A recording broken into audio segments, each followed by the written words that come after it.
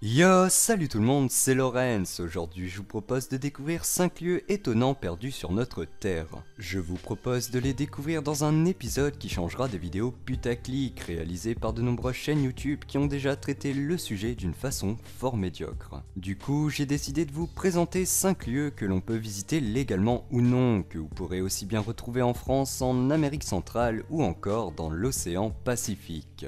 Bon, afin de faire plaisir aux fans d'Urbex et aux fans de voyage, et cela sans plus attendre, je vous propose de découvrir ces 5 lieux que vous pourrez à l'occasion, pourquoi pas, partager autour de vous. Allez, c'est parti!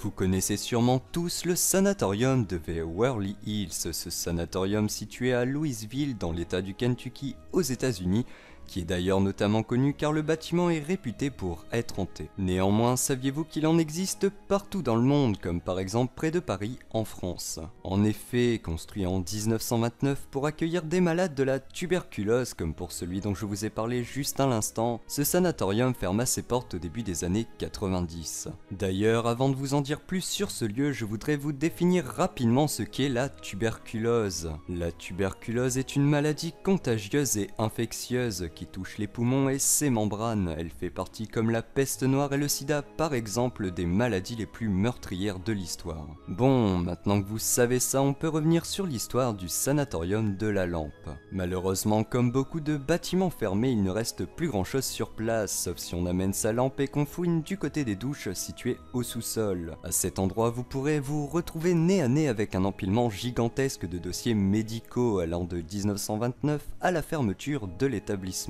Bref, ambiance de papier moisi, odeur de papier en décomposition et surtout, rien que pour vous et surtout pour les plus littéraires, il y aura de la lecture bien glauque en consultant les dossiers dans cette pièce, comme par exemple: nous donnons quelques jours de vie au patient XXX avant un probable décès, il a demandé à voir sa famille. En bas de la même page, un coup de tampon implacable décédé. En levant les yeux et contemplant le millier de dossiers encore présents, on se sent un peu comme un intrus et surtout observé. Bon, ce n'est pas le seul endroit du sanatorium à visiter, mais je voulais surtout m'arrêter là-dessus. Néanmoins, si vous voulez en voir davantage, je vous conseille d'y aller par vous-même, et pourquoi pas m'envoyer quelques photos de vos explorations dans le bâtiment. Ce serait vraiment super sympa de votre part.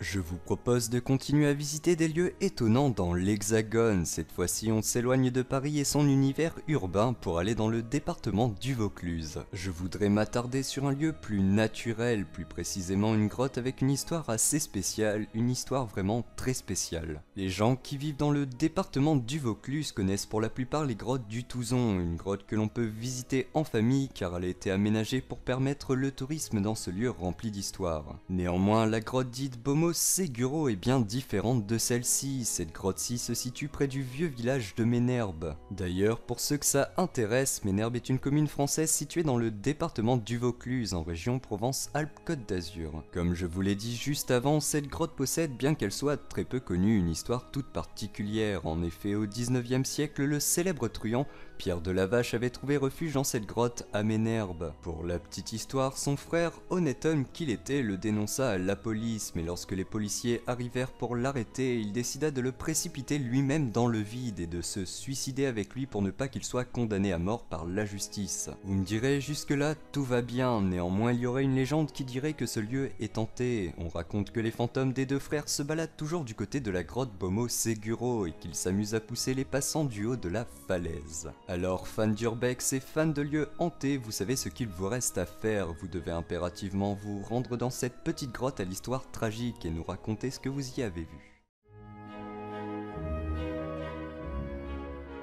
On s'éloigne maintenant de la France et des faits terrifiants voire limite paranormaux et on survole l'océan Atlantique pour se retrouver en Amérique du Sud afin de se rendre vers un lieu plus naturel. Le mont Roraima présenté ici est une montagne d'Amérique du Sud partagée entre le Brésil, la Guyane et le Venezuela. Il aurait été découvert par les Européens en 1595 au cours de la colonisation espagnole et britannique de cette partie de l'Amérique du Sud. Et bien que ses côtés verticales rendent l'accès très difficile, il est le premier grand épuis à être escaladé. Les tépuis ou tepuis pour les définir, ce sont des montagnes très anciennes façonnées par l'érosion depuis des millions d'années. Dites-vous que cette vieille montagne n'a été gravie qu'en 1884 par une expédition britannique, ainsi sa faune, sa flore et sa géologie restent encore largement méconnues et cela malgré de nombreuses campagnes d'études. Et le pire dans tout ça, c'est que c'est devenu un lieu très apprécié des randonneurs avec le temps. En effet, avec l'arrivée du tourisme, notamment dans les années 80, le mont Roraima constitue un sommet apprécié des randonneurs en raison de son environnement singulier et ses conditions d'accès et d'ascension relativement aisées. Celle-ci se fait d'ailleurs quasi exclusivement par le côté sud, par un passage naturel à flanc de la falaise. Après, s'il y en a parmi vous qui sont plus sportifs et plus courageux, vous pourrez opter pour l'escalade. Du coup, si vous aimez les coins tranquilles et la marche, ce lieu est fait pour vous, car comme vous pouvez le voir sur cette photo, l'endroit n'est pas non plus surpeuplé de touristes.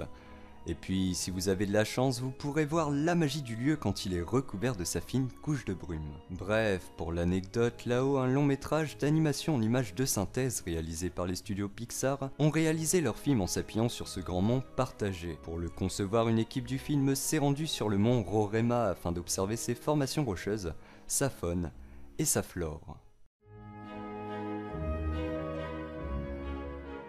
On s'éloigne des terres d'Amérique du Sud en passant l'océan Pacifique. Cette fois-ci, je vous propose de découvrir une île japonaise. Ashima, aussi appelée Gangan-shima ou Gangan-shima, est une île du Japon située dans la préfecture de Nagasaki. L'île Ashima était à l'origine inhabitée, mais la découverte en 1810 d'un important gisement de charbon fait installer au puissant groupe Mitsubishi toute une main-d'œuvre afin d'exploiter cette ressource. L'île est ainsi ponctuée à l'époque de toutes parts par des immeubles d'habitation mais également par deux écoles, des commerces ou des lieux publics comme par exemple des restaurants, un cinéma ou encore une piscine. Néanmoins, l'arrivée du pétrole comme principale source d'énergie dans le monde fait diminuer l'activité de la mine jusqu'à son arrêt définitif dans les années 70. Les derniers habitants seront évacués en avril 1974. Par la suite, elle a été interdite au public par sécurité. En effet, considérée comme dangereuse par la préfecture de Nagasaki, elle est alors fermée aux visiteurs jusqu'à nouvel ordre. Finalement, pour les intéressés, l'île a réouvert ses portes en 2009 suite à d'importants travaux d'aménagement. Aujourd'hui inhabitée, les vestiges de l'ancienne cité charbonnière se visitent dans le cadre de tours organisés et guidés. La visite guidée officielle est limitée à un parcours sudiste au contour très restreint. Néanmoins, pour les fans d'urbex, vous pouvez vous y rendre pour visiter l'île sans suivre la visite, mais c'est à vos risques et périls. Pour les moins courageux, je vous laisse une petite vidéo en lien dans la description. Vous pourrez ainsi visiter l'île sans bouger de votre lit douillet ou de votre canapé.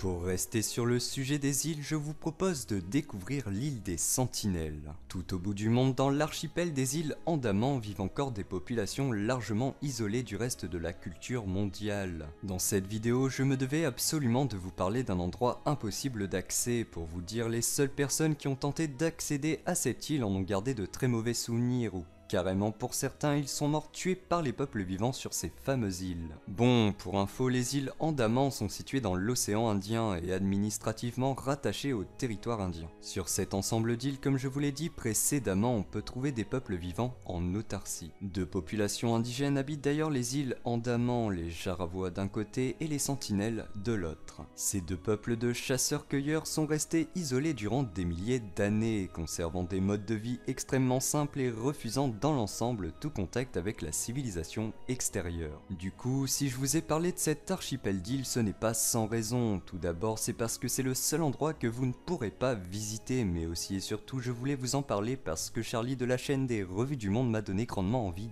de le faire. Pour certains, vous aurez remarqué que je ne vous ai pas dit grand chose sur cette île. Et oui, je ne vous ai pas tout dit, du coup pour en apprendre plus sur l'île des Sentinelles, je vous conseille grandement la vidéo de Charlie des Revues du Monde sur le sujet. Et j'espère par la même occasion que comme moi vous tomberez amoureux de sa façon de présenter les sujets et que vous n'hésiterez pas à regarder ses autres vidéos. Bon, des lieux étonnants et perdus sur notre belle planète Terre, il y en a beaucoup et je suis sûr que vous en connaissez vous aussi. Je voulais d'ailleurs vous parler de différents lieux comme cela de façon plus complète comparée à certaines autres chaînes.